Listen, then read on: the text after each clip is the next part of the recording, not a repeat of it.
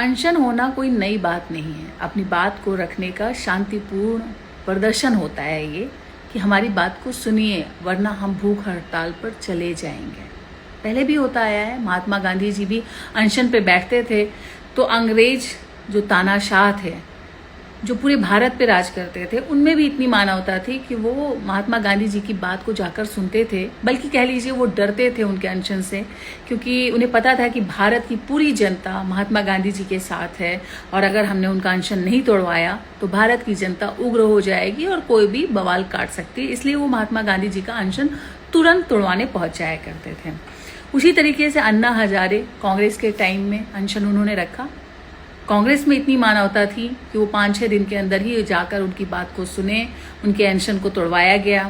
Professor GD Agarwal जी थे जो पर्यावरण की रक्षा के लिए, गंगा माँ की सफाई के लिए अनशन पे बैठे थे, तो कांग्रेस ने उनकी भी बात सुनी और उनके अनशन को तोड़वाया। वही प्रोफेसर जीडी अग्रवाल जी जब 18 में बीजेपी के टाइम पर बैठे तो 114 दिन तक वो अनशन पे बैठे रहे और कोई बीजेपी का नेता नहीं गया और उनकी मृत्यु हो गई। वो क्या चाहते थे? सिर्फ गंगा माँ की सफाई, जिसका नारा लगाकर बीजेपी सत्ता में आई थी। गंगा माँ ने मुझे बुलाया है, गंगा माँ को हम साफ करेंगे, और ना जाने कितने हजार करोड़ रुपए गंगा माँ की सफाई के नाम पर डकार गए। कभी भी जीडी अग्रवाल का उन्होंने अनशन तोड़वाने का प्रयास नहीं किया, उनकी मृत्यु भी हो गई। अब हमारे सोनम वांगचुक जी, जो भारत के लिए अनमोल उपहार हैं, जो भारत के पर्यावरण पे साइंटिफिक सोच रखते हैं और उन्हें सुधारने का वो प्रयास कर सकते हैं। देश विदेश में हर जगह उनका डंका बजता है, लोग उनको रिकग्नाइज करते हैं, अच्छे साइंटिस्ट हैं, लेकिन उनकी कदर अपने ही देश में नहीं है। वो भारत की जनता के लिए, भारत की आने वाली पीढ़ी के लिए, उन्हें शिक्षित करने के लिए, उन्हें पता है शिक्षा का महत्व है। शिक्षित आदमी ही समाज को बेहतर सुविधाएं दे सकता है, बेहतर कंडीशन में ले जा सकता है, और इसीलिए तो वो धरने प्रदर्शन पे बैठे हैं। 14 दिन हो गया अनशन पे बैठे हुए हैं, लेकिन मजाल हो कि बीजेपी का एक भी नेता वहां जाकर उनसे बात कर सके। इतना सत्ता का नशा है, इनका अहंकार तो अंग्रेजों से भी ज्यादा है, कांग्रेस से भी ज्यादा है।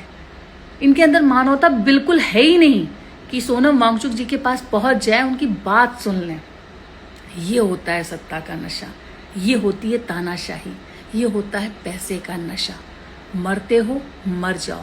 20 बच्चे मरे, इनके कान पे जू तक नहीं रेगी। इतने लोग धरने प्रदर्शन पे बैठे हुए हैं, मजाल हो कि कोई वहां पे बीजेपी का नेता पहुंच जाए, कहीं मुद्दा ही उठा ले कि हाँ लोग अनशन पे बैठे हैं, हम लोग सोच रहे हैं, उनकी बात सुन ले, वो क्या चाहते हैं। कहीं कोई बयान ही आ जाए, कुछ भी नहीं, इग्नोरेंस मोड पे चल रहे हैं सब लोग। क्या फर्क पड़ता है? 20 बच्चे मरे, मर जाएं, 100-200 लोग मरे, मर जाएं, क्या फर्क पड़ता है? मरने के लिए ही तो जन्म लिया है भारत की जनता ने। बलि का बकरा तो हमेशा भारत की जनता ही रही है, उसके साथ हमेशा अन्याय हुआ है, कहाँ कभी न्याय मिला है। ये बात बीजेपी वालों को बहुत अच्छी तरीके से समझ में आ गया है और इसी का इस्तेमाल वो कर रहे हैं। ये अंग्रेजों से भी बड़े तानाशाह हैं, इनके अंदर मानवता बिल्कुल नहीं बची है। ये सब एकदम साफ और क्लियर दिखाई दे रहा है कि ये भारत की जनता की सेवा के लिए नहीं आए हैं, ये भारत के पतन की तरफ ले जाने के लिए आए हैं। ये लोगों को बैलगाड़ी पर बैठाने के लिए आए हैं, ये लोगों को भुखमरी के कगार पे पहुंचाने के लिए आए हैं। ये सिर्फ चंद लोगों को पैसा या पावर से नवाजने के लिए आए हैं। बताइए, सोनम वांगचुक जैसा हीरा बैठा हुआ है और इनको कोई परवाह नहीं है अपने देश के इस अनमोल हीरे की कि जाके कम से कम उनको अनशन उनका तोड़वाएं।